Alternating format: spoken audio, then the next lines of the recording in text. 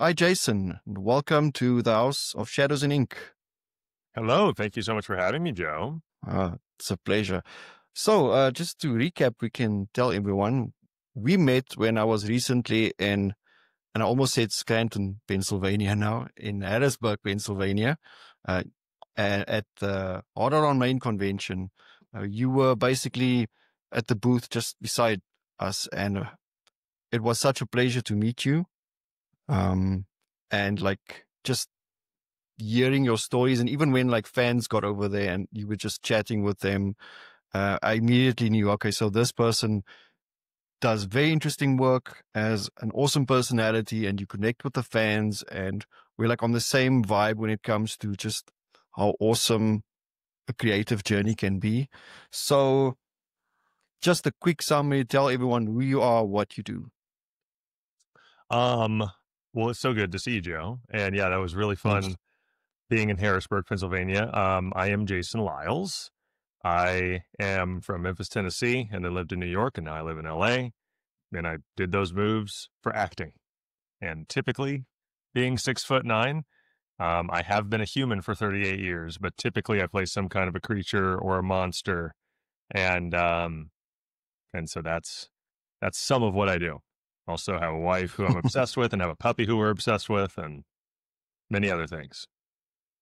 And you have been in quite a list of awesome movies. One of my, well, it's a family member actually, is a big, what do you say, cryptid fan, like, the big monsters. You've Hmm. been in some of the most important ones. Yeah, yeah.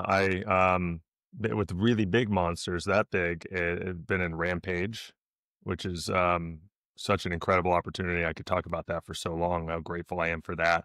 Playing George the albino gorilla with Dwayne the Rock Johnson, who is a massive teddy bear and an amazing person. And then in Godzilla King of the Monsters, three actors were hired to play the three heads of King Ghidorah, and I play the center head. And not because I'm better at doing wings and feet, but because being in the center just makes sense. I was also the wings. We tried having Alan over here just do one wing, and Richard over here do one Mm. wing, and then it doesn't look right.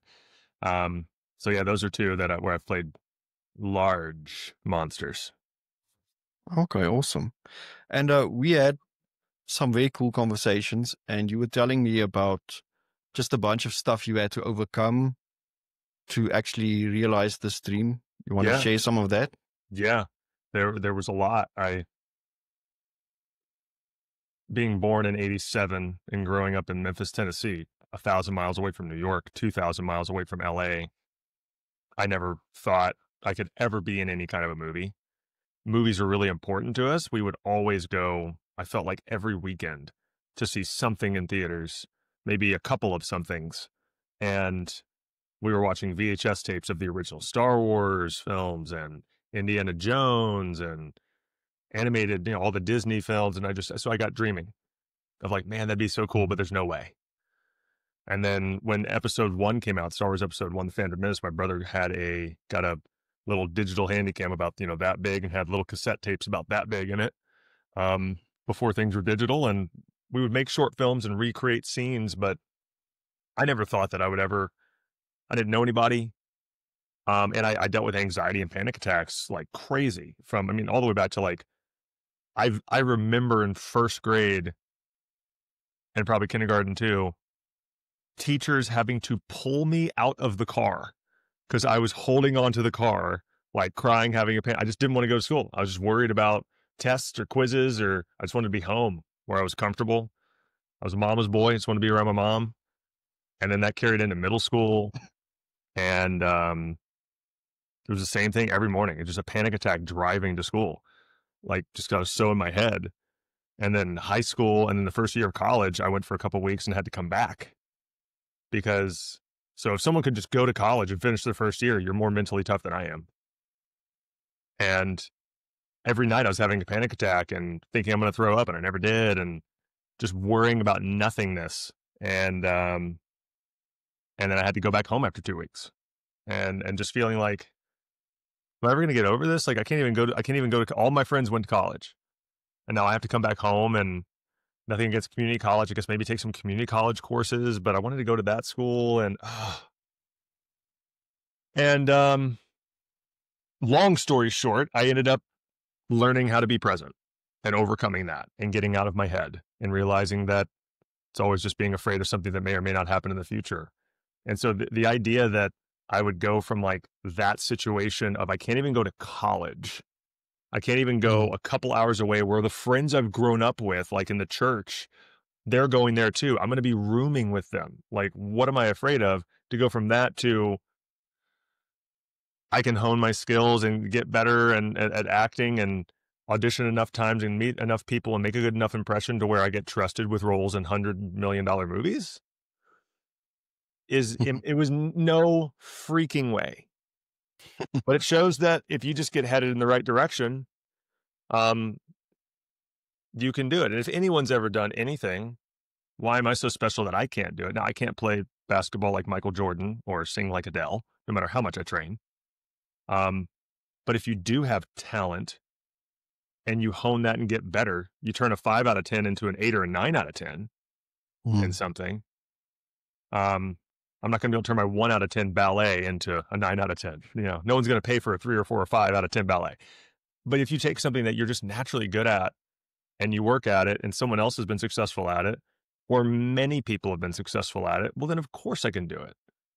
And it's just a matter of just heading in the right direction. So, and then another thing that I overcame was when I was in New York. I was there for 6 years and had my first like serious relationship. Went for a couple years. We were living together and all this. And I met makeup artists in LA who were like, "Hey, if you're out here half the time, we can just get you in. You need to be here." Well, then I'm going to move. We'll still make it work. Well, that started to not make it work, amongst other things. And that broke up this relationship that I thought we'd be together forever. And that was like the most emotionally difficult year of my life, outside of the panic attacks when I was a kid. But I knew I needed to move to LA. And I had to. And if we're not going to work, that's okay. And I got to LA and I met my wife. And so I'm glad it all happened. Very grateful. So yeah, like a mentor of mine says, like, when you want something, you have to want it 10 out of 10, because life's obstacles are going to try and stop you at a 9.9 out of 10. And if you have anything less than a 10 out of 10, at some point an obstacle will stop you and you quit. And that's okay. But you have to have a mindset of I will until, and I don't know, I've always had that, even with little things, even with video games, like, no, let me try again. I can beat this boss. There's always, it's a game. It's programmed. You can beat it. If someone else has done something, I can do it. I just have to figure it out and keep going. And there's something about me that doesn't let go of things that I want. And I think it just it starts with that belief that, of course I can do it. I mean, I'm sure if I figure it out and I try and fail, I'll eventually hit the ball one time. Surely, you know. And then celebrate that, for sure. Yes, my motto is in the same line of expect success, really work hard, and it's kind of like I work harder because I know it's definitely going to happen, instead of that doubt of like, oh, am I wasting time and am I putting in all these hours and hard work and it's not going to work out? It's like I feel so good after a good day because I know, like, yes, I moved a lot closer to that goal. Yeah. Because I'm expecting that success. It's not like unrealistic expectations.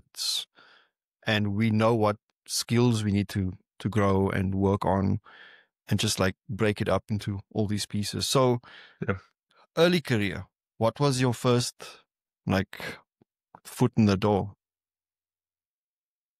My brother and I made short films. I mean, that's definitely not career, but it started there. And then I took a class this year in college and a class that year. And then a director of theater, Dr. Cliff Thompson, asked me one time, like, are you a theater major? No. Why not? I was like, I don't know. Because I was undeclared. I wasn't any major. I didn't know what I wanted to do. He's like, make your major theater. add these classes, go audition for this, play tonight.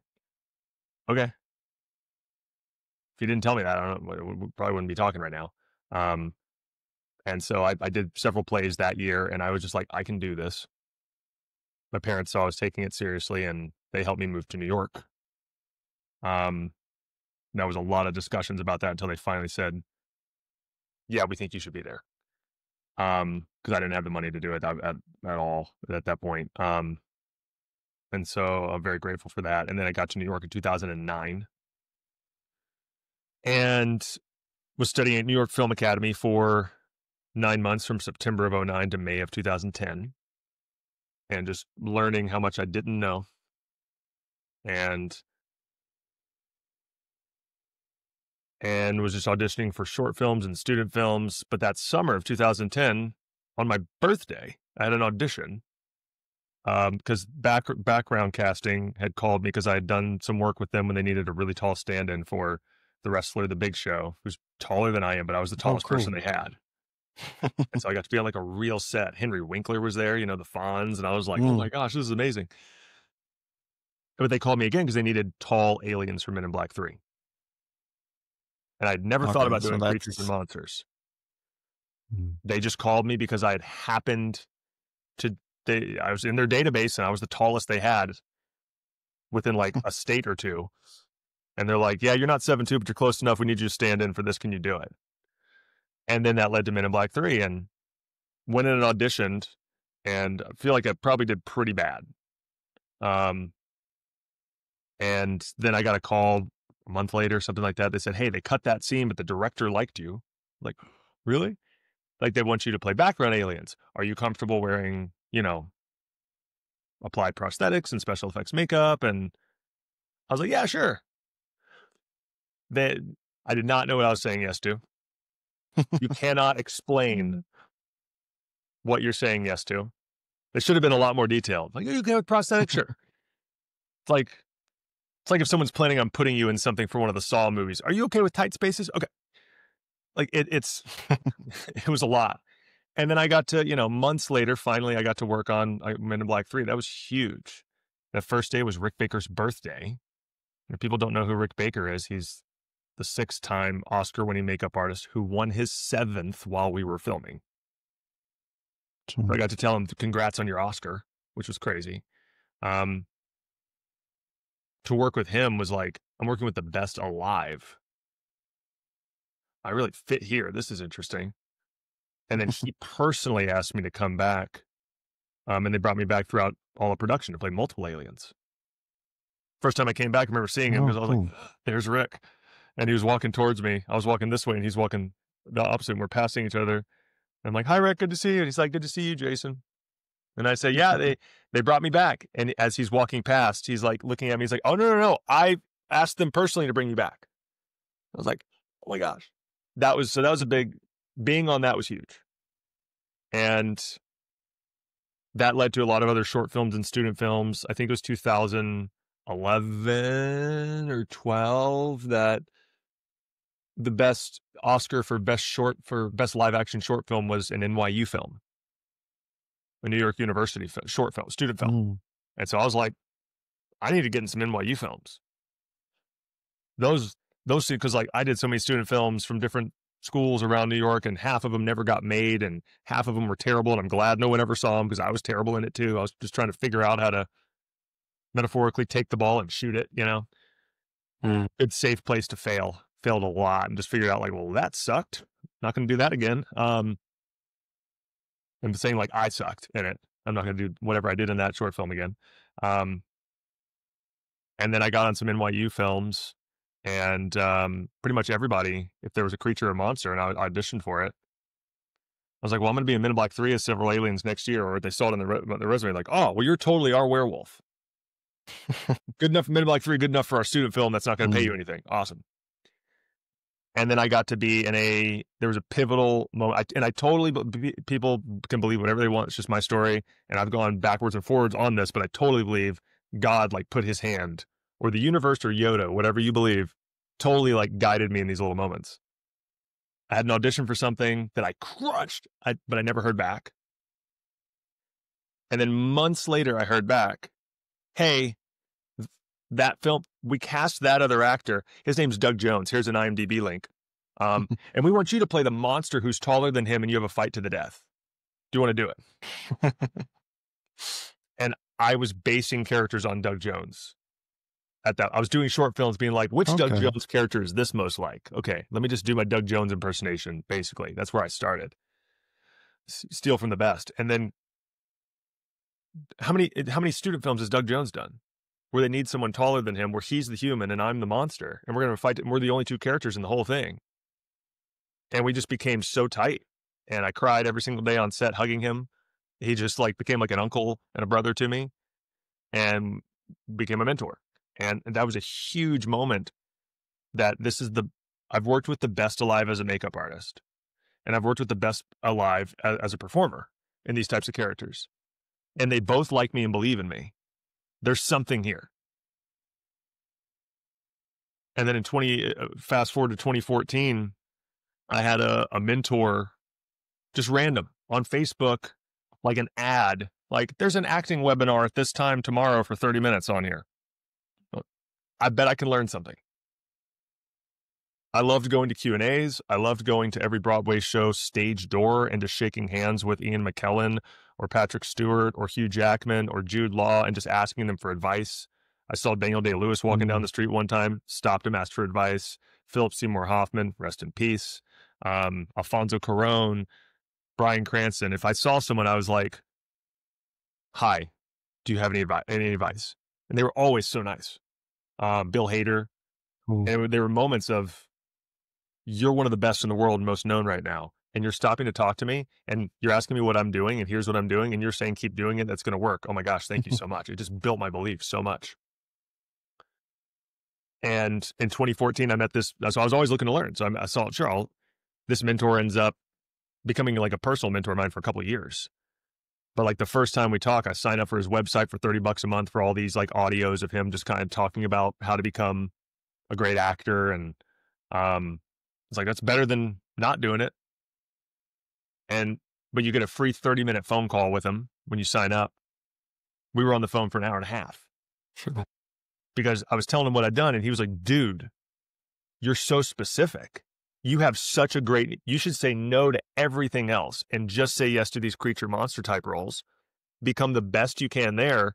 And then you'll probably have relationships where you can do whatever you want at some point. And makes sense. Yeah. And then I contacted Doug Jones. He said, you should come to this thing called Monster Palooza where all these makeup artists are. I flew out the next weekend, stayed on a friend's couch, and all these Oscar winners and Oscar nominees and Emmy Award winning, not that all that matters all that much, but these people have done everything, are just saying, move here, move here, move here, so we can put you in stuff. And so I saved up and moved the next year in 2015. So yeah, that's New York in a very quick 5-minute nutshell, those 6 years. And then I moved out here and I didn't know.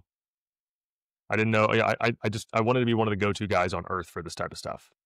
And I didn't know, I had an idea of a plan, how to go about it. And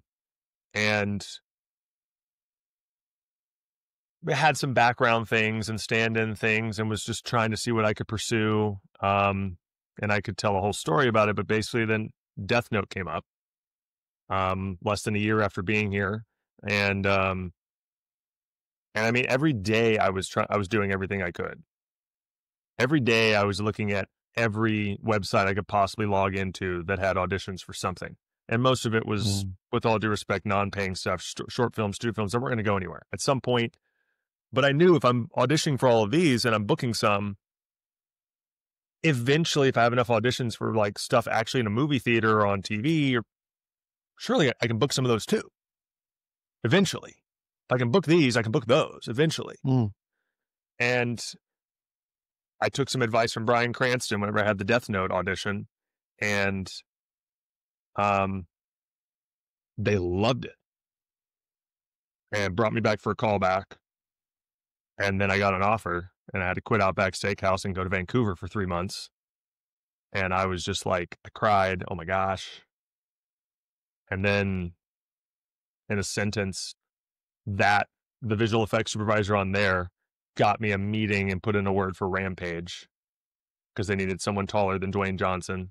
I don't think they needed someone. They thought they needed someone taller. They didn't actually. Didn't matter. But I'm glad they thought they did. And then that was an incredible opportunity and experience. And I had auditioned for Krampus several years before when I was in cool. when I was in New York, and Mike Doherty, I didn't get it, but because they ended up just they got a guy named Luke Hawker who lives out in New Zealand who works with What a Workshop to play the character. But Mike and I stayed connected. He saw the Rampage trailer and texted me instantly before I could even watch it and said, "Hey, cool." I was like, "Oh, that's hey, hi Mike, cool." Several months later, a text at midnight, "Hey, are you in town for some Godzilla motion capture stuff?" And then that led to being in Godzilla King of the Monsters, just a phone call and an offer, and then a handful of things in 2019, and then COVID in 2020, and then Hellraiser in 2021, which I didn't know anybody on. That was just straight up audition, and they picked me. I was like, oh my gosh. And then went to Serbia for a couple months, and then 2023 were the strikes, and then 2024, the strikes were over, but everything was really slow. Oh yes, I And remember then that. this year's been better than last year, which doesn't take much. And now I got to work on a couple commercials. That one just came out. Another one should be coming out soon. But I totaled it up the other day. There's like over 10 different things that like we're at some various level of talks about right now. But they all could go nowhere. I've seen that happen. Yep. Each individual one. Or they all could go through and I have to pick. I don't know. But some would be literal like childhood, teenage dream come true. Because of what it is and who it would be with. So I'm very grateful for the journey and very excited about what is possibly, I believe, is coming up. So that's early career to today. There you go. Oh, excellent. And I actually wanted to ask about Dream Project, but we'll get to that later on. So what is a normal day like when you have a motion capture gig? Motion capture is, compared to applied makeup and prosthetics, very simple because you're basically just wearing like Under Armour style, very, stretchy, able to move top and bottom. And typically they have some kind of Velcro on them so they can put dots on them. However, each company does it a little different and they're always evolving it. And so it's kind of like you're just running around in kind of, PJs. And sometimes you're wearing a helmet with a camera that comes out to here. So no matter where you move, it's right. It's just coming out. It's right there. And you got to not worry about it right there. And, and you just full imagination. And maybe you have to change the way you move depending on the type of character that you are, how large you are, how weighty you are, whatever. I mean, there could be a million different things. And that's interesting because when you're inside of like something that weighs 50 to 100 pounds and you're blind and it's hours of makeup applied onto you and you can't really see or hear or whatever, and it's heavy and it's uncomfortable and it's hot and sweaty and when am I going to get to go to the bathroom and all that? Like there are limitations to that there are not with motion capture. You're very free. So sometimes you have to kind of physically take on those limitations based on what the character is, and just a lot of imagination and play, and you can be anything, whether it's an inch tall or 100 feet tall, which is a reason that Andy Serkis talks about so much why he loves the Tool and Peter Jackson, because wow, you can be Gollum and you can be King Kong. Amazing. No, that's very cool. And there I go again. I have to write down all these times. What do I want to say again? Something yes, on motion capture. Okay. And yes, how much do you need to do any research on the type of animal, like how they move in nature? Yeah, for sure. Those that exist. Yes. Yeah, because I've done 2 motion capture roles, one that exists gorillas and one that, as far as we know, does not exist. 500-foot tall, 3-headed, planet-destroying dragon. And so for George and Rampage, the gorilla, there's obviously so much I can research. And YouTube is such an incredible tool. I found every documentary I possibly could, every behind the scenes on Andy Serkis, and I probably have watched probably 90% of interviews on Andy Serkis and Terry Notary on YouTube. Cause like, I just went through every single one that came up. If you search Andy Serkis interview, every single one that came up. And so I wanted to both look at how gorillas moved, but then also hear, well, how does Terry Notary from Planet of the Apes and King Kong and so many other things, how does he think about and talk about playing these characters? And then same for Andy Serkis. And I learned a ton there. And then going to the zoo and just watching them just not having edited together footage, but just sit there for a couple hours, just watch them. Just what do they do? What do they do when they're not doing anything? You know, how do they walk? How do they play with each other? How do they lie down? How do they sit? How do they look around at things? And then also, it's not just, you can't just look at the movement. You want to get that down to where you're not thinking about it, but it's also just, how do I look out of my eyes, and what does it take for me to look out of my eyes and feel like I'm a gorilla? And that takes just sitting there quietly and just seeing what that feels like. And then Terry Notary, I had a meeting with him. I was told he was going to come on and coach one-on-one. And if someone doesn't know who Terry Notary is, look him up. He's the greatest of all time at what he does. He's worked with Andy Serkis, I don't know, a dozen times. He's responsible for all the apes move on Tim Burton's Planet of the Apes, all the 3 Andy Serkis starring Planet of the Apes films. He is King Kong and Kong Skull Island. He trained everybody, all the Na'vi on the original Avatar. Everybody imaginable on all of the Hobbit films, Adventures of Tintin. I mean, he is the best. And so we had a one-on-one meeting, and he was like, thumbs up, I can coach you. I'm going to give them 2 thumbs up, which I was like, I'm sorry, do I just have this? Like, wait, what? And then we started training in the Santa Monica Mountains every day. Mainly half of it, a couple hours a day, just meditating and just looking out of my eyes and breathing and feeling like a gorilla. But you're not thinking about it like a gorilla. He talks about, I could get into, there's so much there, but how to strip away what we think of. I'm a human. My name is Jason. I'm this old. I'm from here. It's this time. Forget all that crap. Just sit here and just breathe and just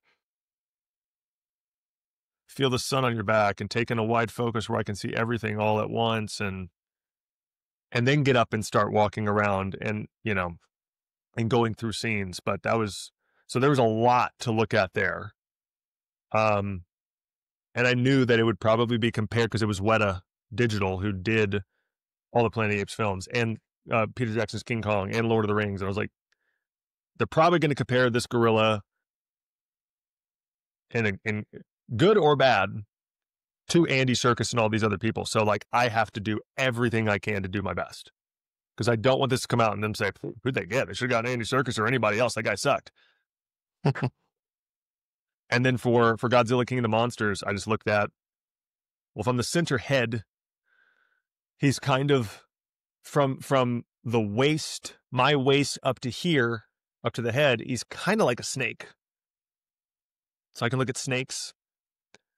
His head is kind of obviously reptilian, and I can look at Komodo dragons, and went to the zoo and looked at what I could there. And then also just trying to figure out, like, how does he feel as this 3-headed dragon, the big brother of these 2 other brothers. And all we know our whole life is everything that sees us tries to probably kill us or runs from us. What would that feel like if that was my whole life as a human? I mean, they wake up in the movie from the ice and they're getting shot at before they can open their eyes. You know, so it's I don't see him as a bad guy. He's constantly on the run and getting attacked and all that. But so trying to get into, Andy Serkis says every character is 3 things: the psychology, the vocals, and the voice and the physicality. And if all three of those are foreign, it's kind of like trying to ride a bike, learn how to ride a bike if I've never ridden a bike before. I'm going to suck at it at first. It's going to be clunky, but if I do it enough, I'll get to where I can do it without thinking about it.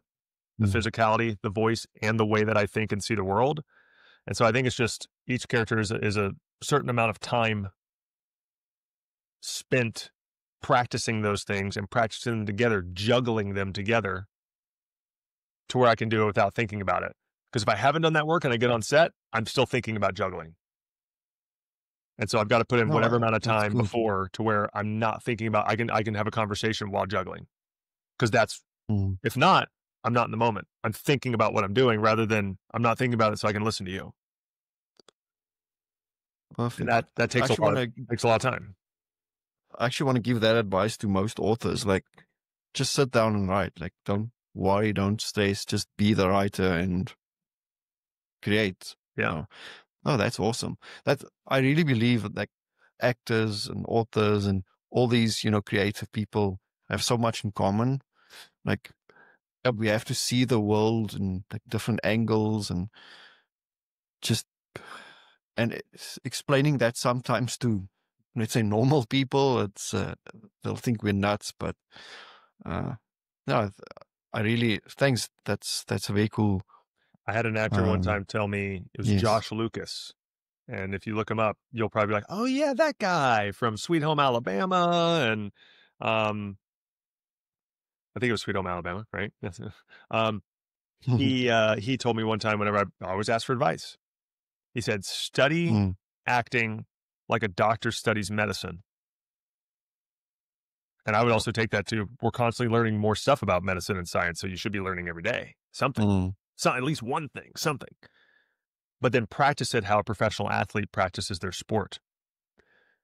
And I now think, well, it's not just their sport, it's their position in that sport. And it's not just their position, it's the way they play that position. You look at American football, there are all kinds of different quarterbacks. So what kind are you? What kind are you best at? What can you do better than others? If I'm not fast running, it's not good for me to try and be a running quarterback. Like Tim Tebow, there's only one Tim Tebow. Like nobody else has been able to do what Tim Tebow did as well as he did it. But then there are other quarterbacks that play it better than he does. So it's like looking at where I fit in the specific sport of acting, and I definitely could study more. I definitely could practice more. But am I learning and doing something every day to become better? Because I'm either growing or I'm dying. And if Arnold Schwarzenegger says, you have to work your butt off because, if I'm partying or horsing around, which we have fun, somebody somewhere else is working. And when it comes down to me versus them, this industry is that. You're competing and auditioning for one spot. If they were working and I wasn't, they might beat me. And, but I also believe like you're just meant to if someone else gets something, they were meant to get it. And I'm happy for them. And then I hope when I get something that they're happy for me. But if I want them to be happy for me, I can't be jealous when they get something. Right? So I got to be like, hey man, that's awesome. Congratulations. Cool. And there have been times I've wanted something and that went away. And then something else came up out of nowhere that I would have been busy for. That I actually wanted more, but I didn't know about it because it didn't come up yet. But thankfully I didn't get that. So I was available when this came up. So Bryan Cranston talks about that. When one door closes, it allows for the opportunity for another one to open. Like he auditioned for and didn't get 2 shows before Malcolm in the Middle came up and he got that. Had he booked either one of the other 2 the couple of weeks before that, he would have taken them and not been available for Malcolm in the Middle. And these 2 shows didn't go anywhere. And Malcolm in the Middle made him a household star. Oh, that's cool. Well, it's like you said, everything happens for a reason. You're put where you're supposed to be. I believe, yeah. And I believe the same. It's you just have to sit back. Well, not sit back, still work hard, but just wait for it and be open to those opportunities and be ready for them. So keep practicing, keep learning.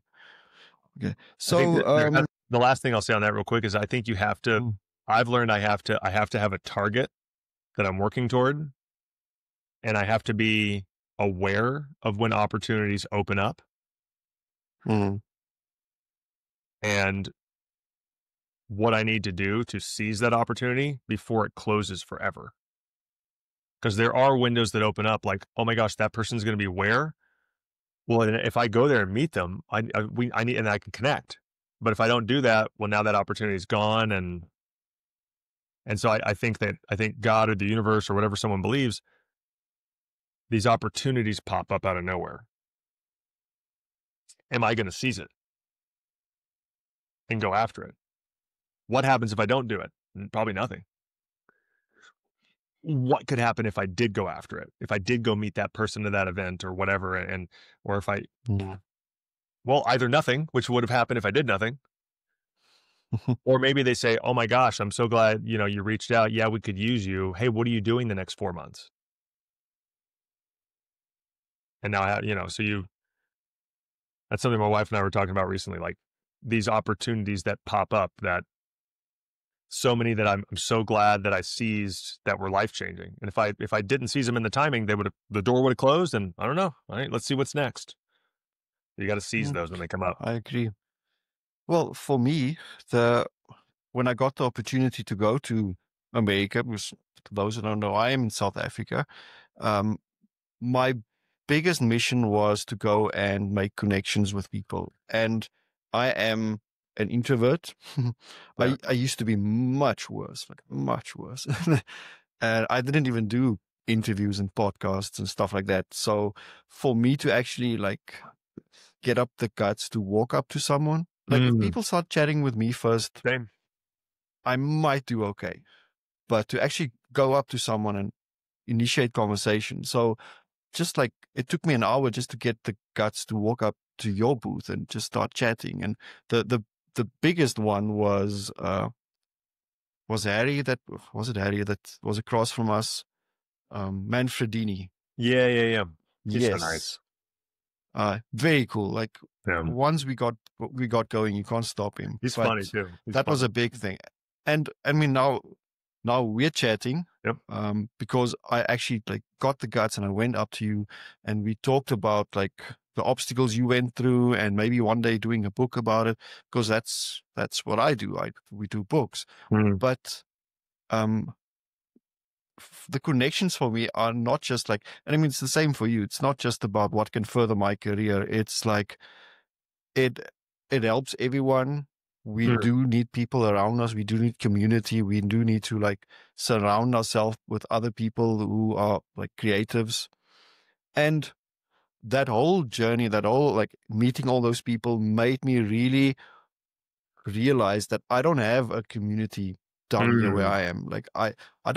We don't have that many conventions and authors just meeting up for weekends and stuff. And that is why one of the main reasons I started the House of Shadows and Ink community, and that I'm now reaching out to creative people, especially now with AI and stuff.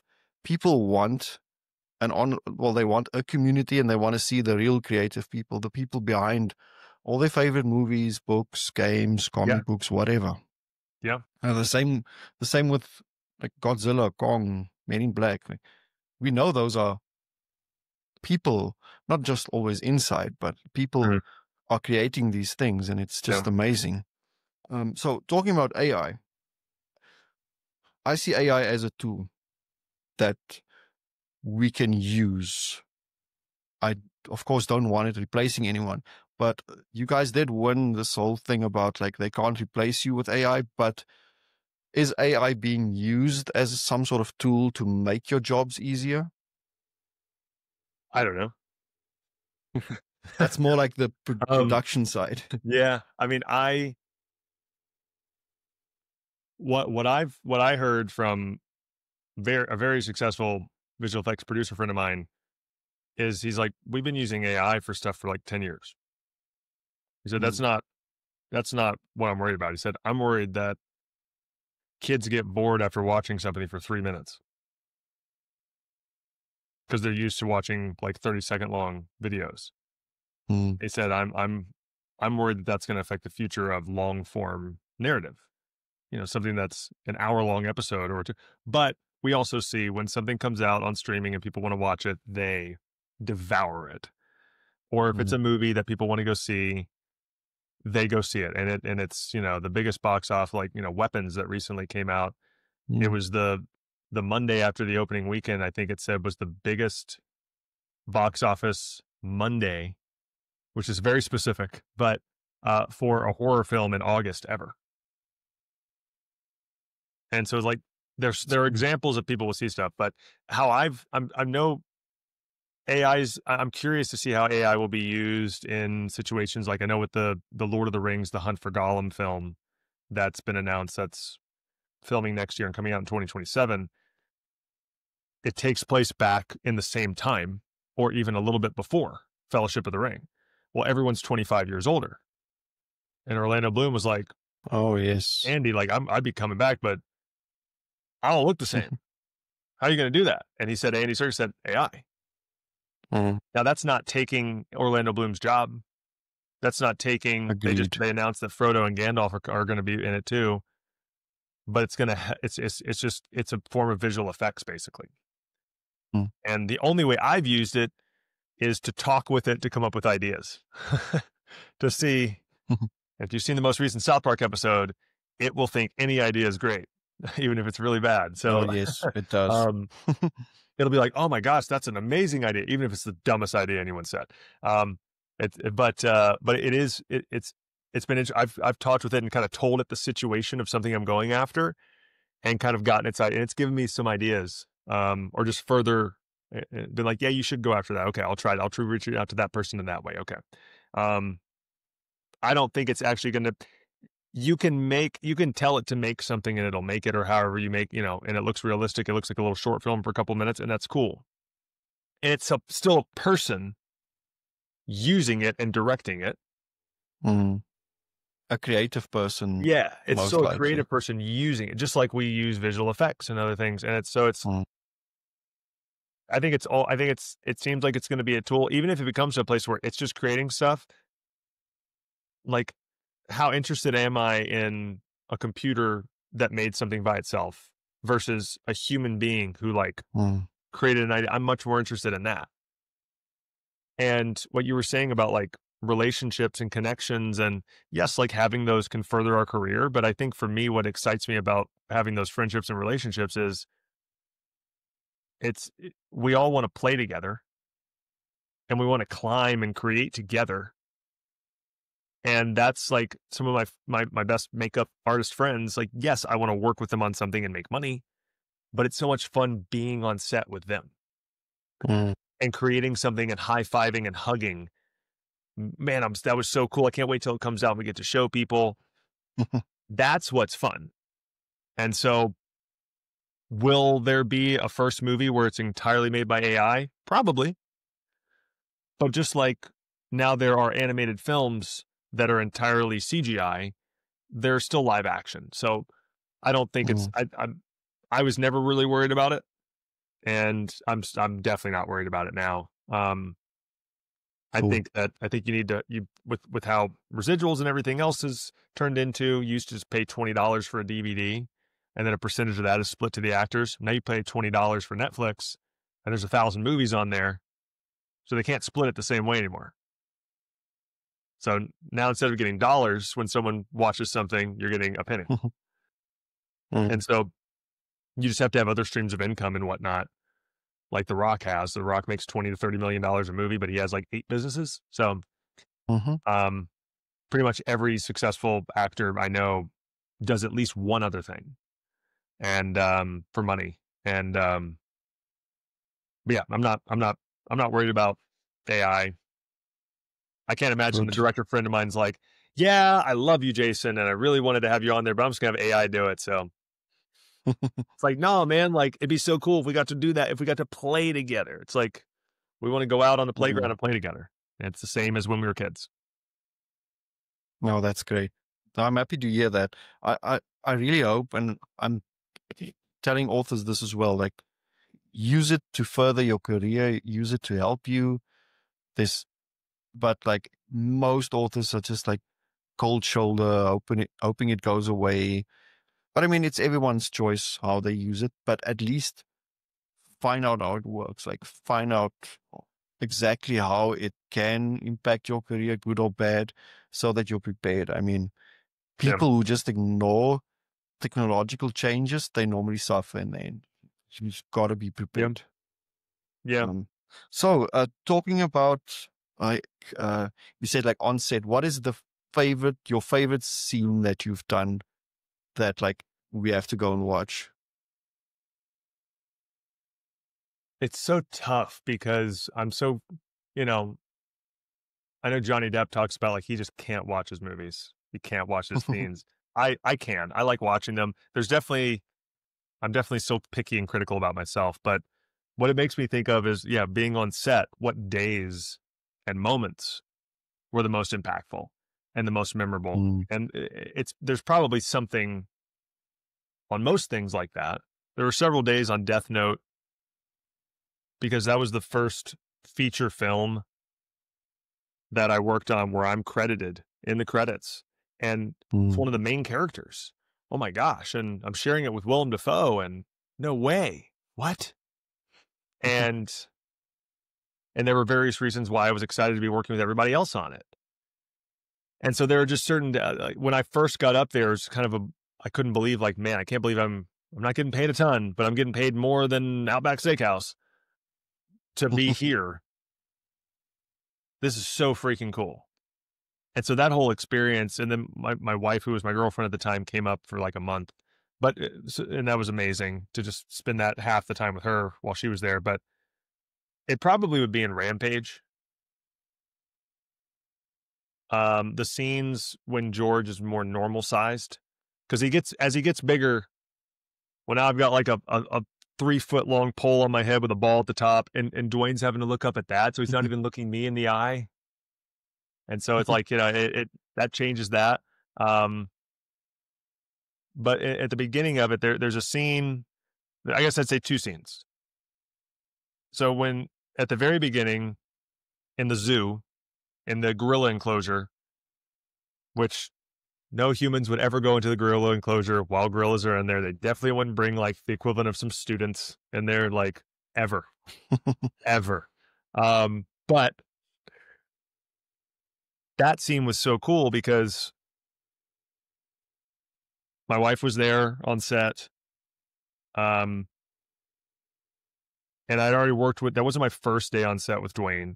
So we knew each other, and he was so encouraging and so awesome every day. So I was just so excited to go be on set with him again. And that's such an important scene because Terry, when he trained me, said like, you have to make the audience fall in love with you on this scene. Because the next time we see you, you get infected and it starts. And if they love you in this scene, if they fall in love with you and they smile and they laugh with you, they'll go on the whole movie with you. It's so important that we land this. And he helped me so much with that. And I'm just very, very proud of that scene. That's it. Like every moment in that scene is so, I hit exactly what I wanted to hit. And it's so fun giving The Rock the middle finger. And he can't do anything about it. I just laugh in his face. I'm a 500-pound gorilla. What are you going to do, bro? I know you're The Rock, but what are you going to do? So that's fun to play. And it's very surreal being there, being like, this scene is all about this character. The movie's all about this character. And I'm with The Rock and all these other people and PJ and Bree and Jack Quaid and who've gone on to do amazing things since then. And they had before. And so I was just like, I was so proud of being there. And so grateful. And it's, at first it goes through these beats of like George comes out and is like, what is going on out here? And takes control of the entire area. And then just starts laughing. Like, oh, I was just playing. His favorite thing is to make people laugh. And it works. It doesn't come off, in my opinion, stupid. It worked. because it could have come off stupid. Could have come off really corny. And then there's the middle finger thing because he taught me this, and I think it's funny to make other humans laugh, and I'm kind of performing like a kid does, like, you know, when someone comes over and they're like, George, stop, George, you know. And then this emotional moment, he wraps me in. He's like, hey, Pavo, his family was killed by poachers. And you see this shift. Because we find out later in the flashback, George's family was too. Yeah. And he looks back at Pavo, and you see Pavo like sad kind of walk off. And he looks back, and there's even this moment of like trying to shake it off because I'm sure he's picturing what happened to his family. Because in research, there was a gorilla, I think it was Michael, who lived with Coco the gorilla. And Michael one day was signing like loud bang, cut neck, like scared and all this. And they're like, what is he talking about? Like, is everything okay? And the only thing they could put together was when they got him from a guy over I think in Europe, they don't know what happened to him before they had, captured him. And I think they found out that, they think his family was poached and he survived. But he's describing the memory of it. So he remembers. So we played that George remembers. And that moment is, you see him sit up and say, okay, joking aside, you can count on me. I got this. And it's such a great moment. Oh, and then he just says, I got this. You can count on me. And it's such a great moment how that scene goes. But then the other scene that was really emotionally difficult, it's kind of two scenes, but it's right after that when they find George in the bear enclosure. Because he had gotten over the wall, because now he's twice as big and he's stronger and faster, and he got over the bear enclosure and he kills the bear, or he had killed the bear, and now he's in the cave scared. And then they take him in, and he has to, I'll try and make this short, but he's in there and he's growing. He brings in Naomi Harris and like, what's happening to my friend? And she goes through like, it's CRISPR, it's genetic editing, and he's got the speed of this and the size of that and the growth rate of that and everything. And the whole time I'm like, I'm hungry. Like I'm trying to get his attention. Like, dude, I mean, imagine if you double in size overnight, how many calories you need to be able to do that. He is starving. And I think he feels a panic attack type thing coming on again, like what happened last night when he killed the bear, is the way that I decided to play it. Like on set, I was talking about with Brad Payton, and he's like, what do you think's going on here? And I said, I think it's kind of like a panic attack. I have experience with them. I think when you say action, and I'm like hungry, I'm at 1% of a panic attack. I can feel it starting. And while they're talking in the background, it's going up to 10, 20, 50, 60, 80, 90, 100%. And because I have to find a justification for he slams on the gate. What would make George do that? I think I'm at a 100 of a panic attack. I need to get out. I need to get out. It's too tight. It's too close. Maybe we'll play that. And we did it. And, it more than I think any other scene I've done since or before, I felt like it was like an out of body experience. And they even gave me a take where there was no dialogue. Everyone was silent. Just take as much time as you need and we'll edit it in. Whatever you need to go from 1 to 100. And so 100 people in this set are completely silent. And Dwayne's over there and Naomi's over there. And I got to where like, I felt like my body went out. I went out of my body and watched myself do this scene. And I manifested like a whole panic attack. Like my body was shaking. But I was in control the whole time. But in my head, I was like, oh, this is so good. Keep going. And a lot of that, a lot of it's in there. Only so, a lot of it's not. But after that take, like the entire cast and crew like gave me a round of applause. And I felt this was my first day on set too. Oh. And I felt incredible.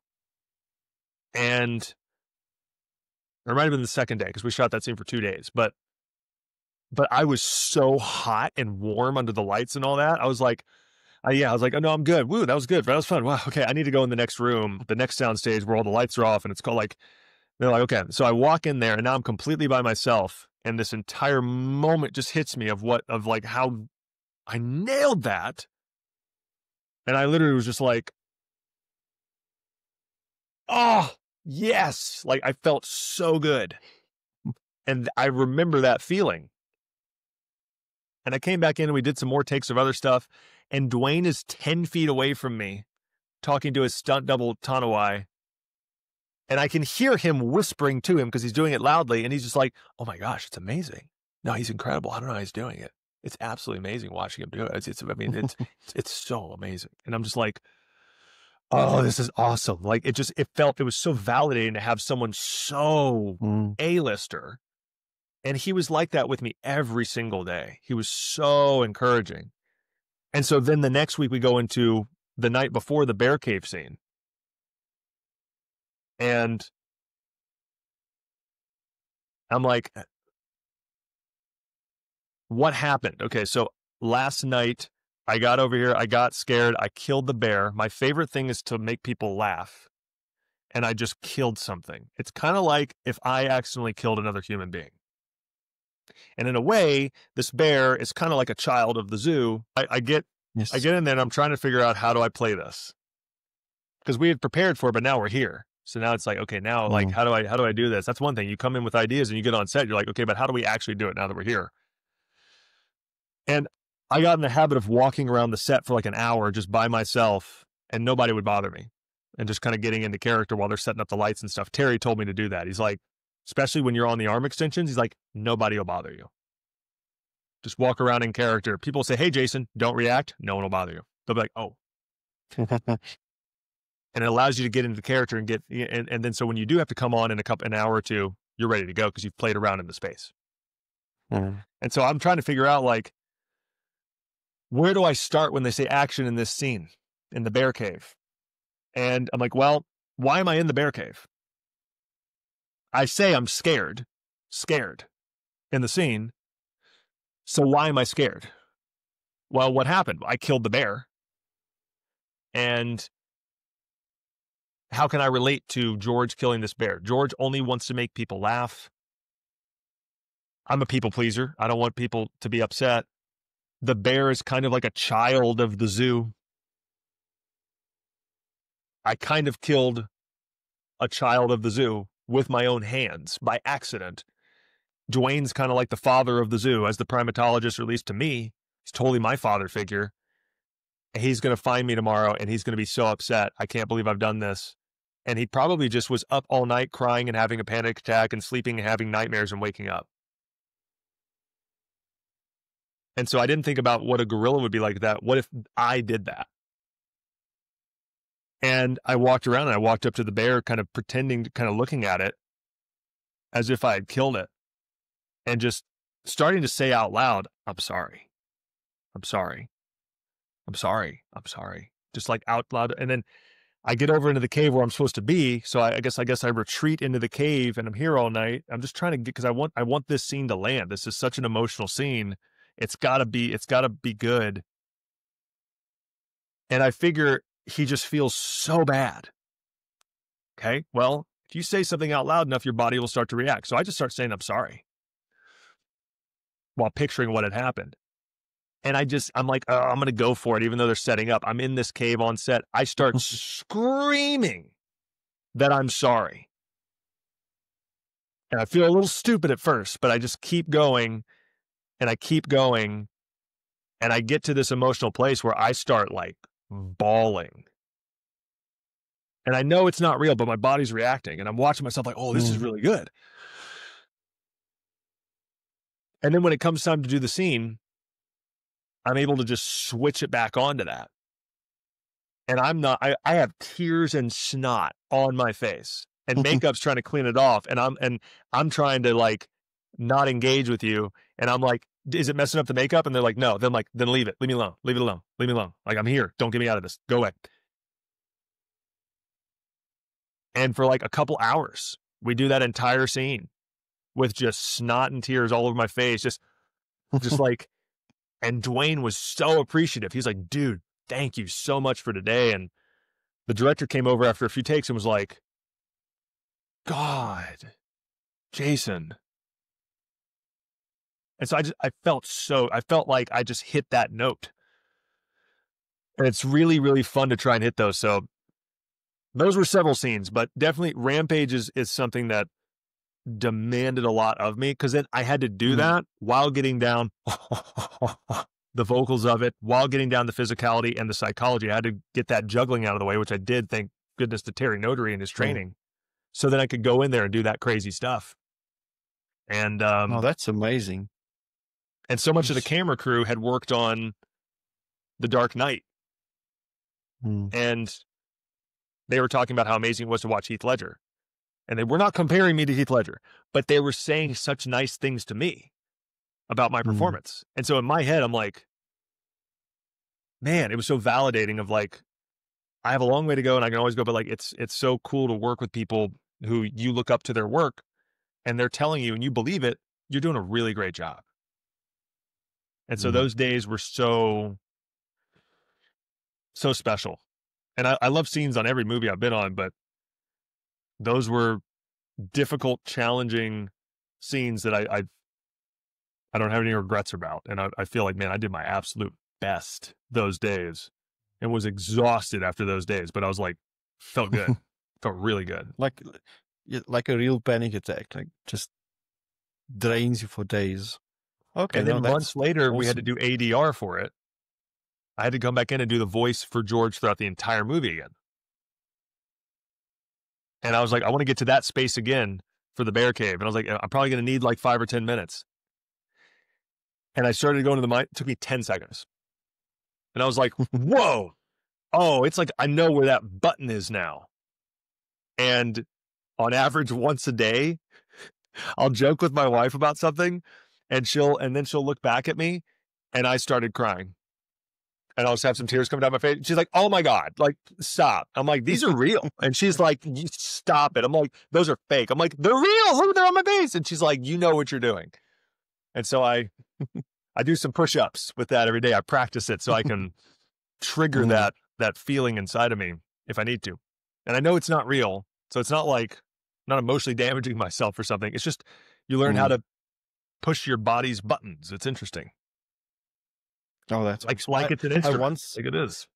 Yes, it is. I once had the privilege of, but these were young actors, like students, performing a story I'd written, and there was a scene where the girl got emotional and she just started crying. I'm like, what?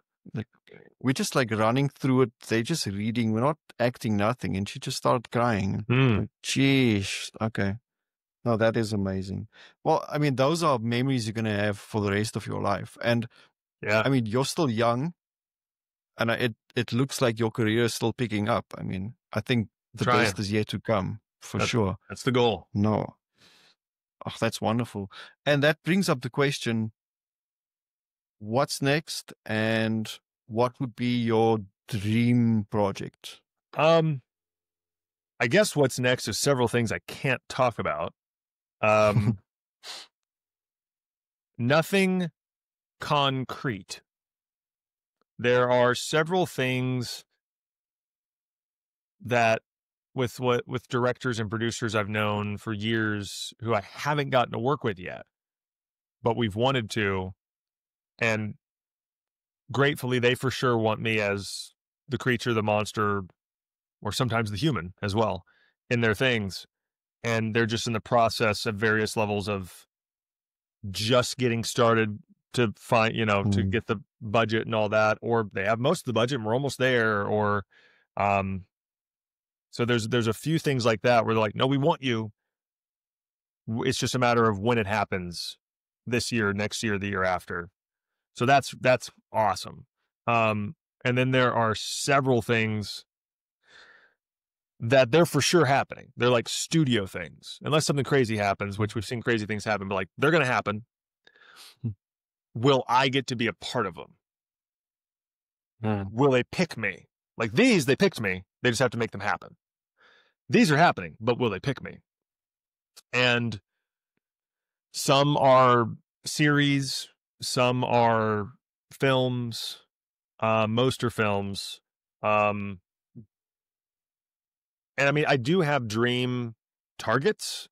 It's really also mainly about dream people to work with. Because I don't really know. I don't know what's coming around the corner. I mean, these commercials I did 3 weeks ago, like a week or two before them, I didn't know there. And then all of a sudden, boom, boom, they're right there, back to back days. One commercial was 2 days. The second day was an overnight shoot. I didn't know that until I was on set for the first day. Because immediately after that was another day on another commercial during the day. So I'm going to be on set till 3 or 4 or 5 in the morning and then have to go to 5 or 6 or 7 a.m. What? So we made it work, and I had like 2.5 hours sleep. And I made it work, so that was fun. Stuff comes out of nowhere, though. But if I had to pick one thing, the biggest reason, if I had to pick one film that had a bigger impact on me becoming an actor than anything else, it's the Lord of the Rings trilogy. And if people haven't seen, last May, they announced there's going to be a Lord of the Rings, The Hunt for Gollum. Written and produced by Fran Walsh, Philippa Boyens, and Peter Jackson. Directed by Andy Serkis, starring Andy Serkis, back in New Zealand with Weta. Now cast is coming back too. They've it's filming next year.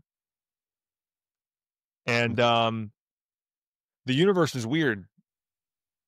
That morning, I woke up from a dream. You ever have a dream where like you're crying or emotional in the dream, and then you wake up and you have actual tears on your face in bed?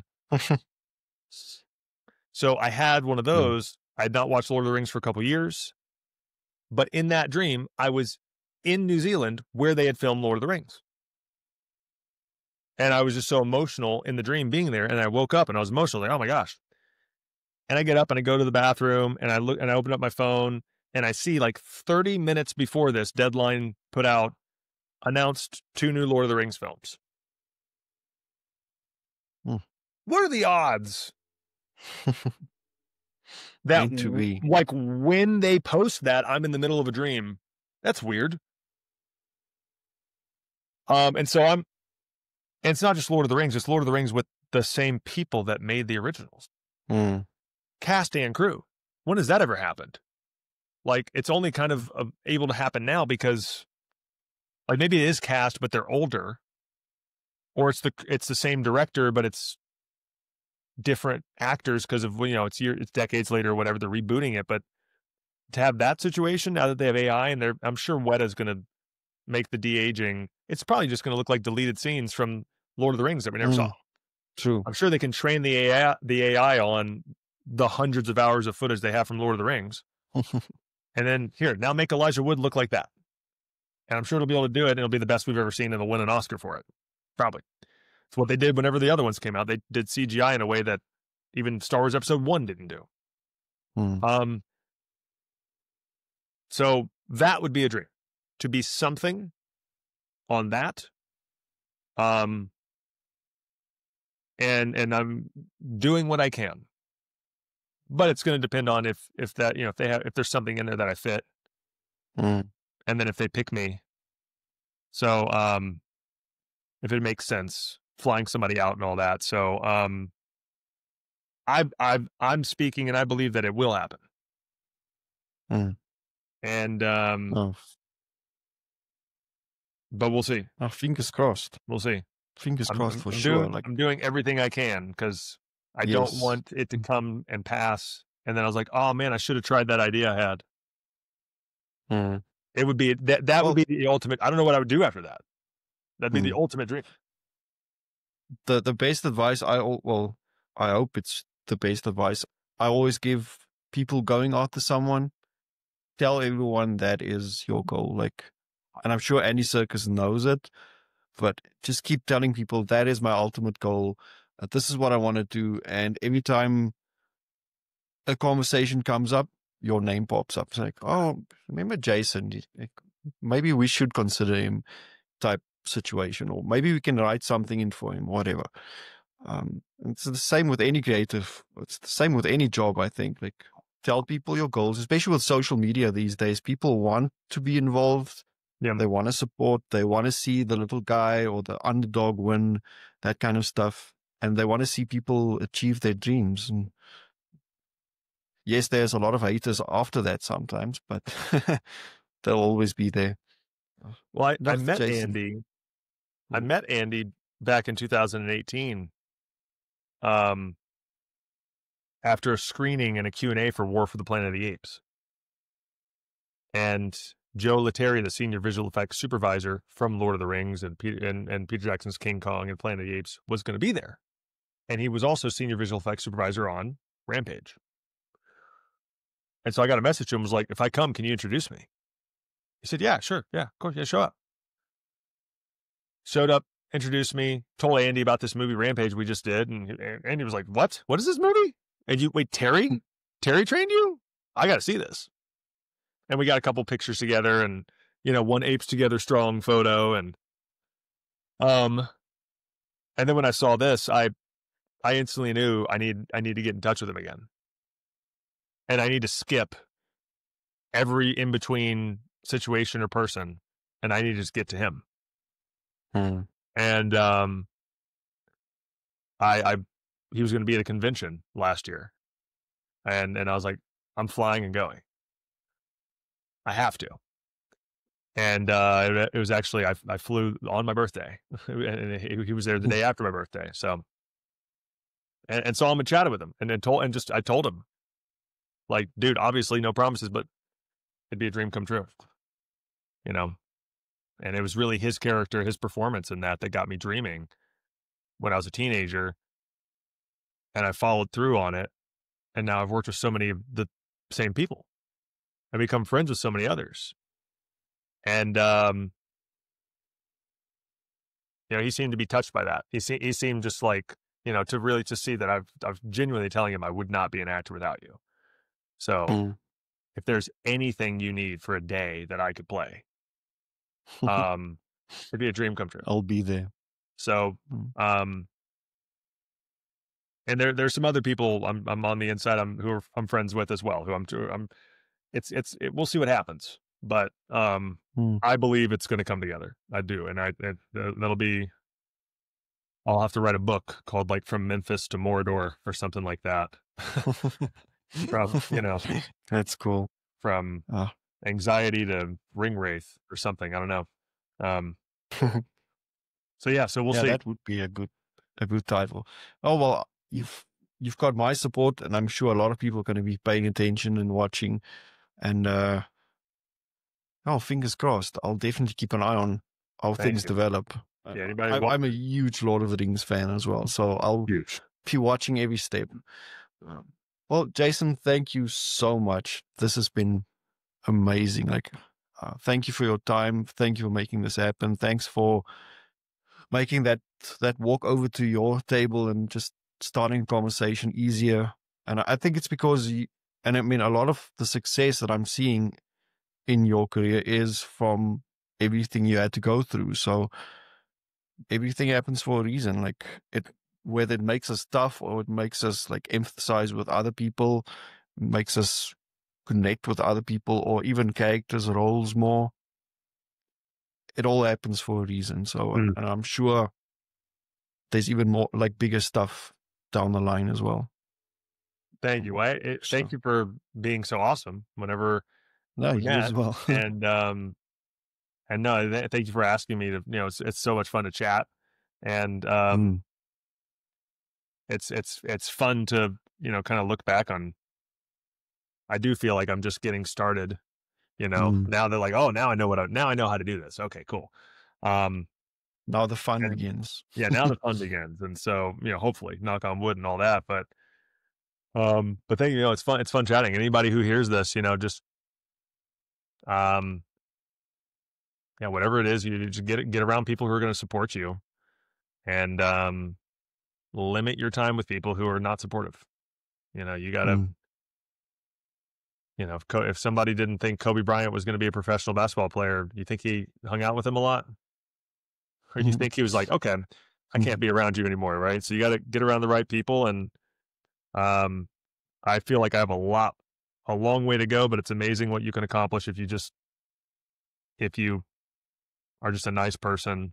And I still feel like I've not even touched a percentage of what I want to accomplish, but just, it's amazing if you're a nice person and you get around people who are doing what you're doing, and you have a mindset of, I know it can happen, and I'm just going to keep going until it happens and beyond what can happen. And very often the most successful people talk about how when they started dreaming, they dreamed not big enough. They were True. like, oh man, it'd be cool to like be successful so I could like buy a new truck one day. And now they're The Rock. And he gives away trucks, you know.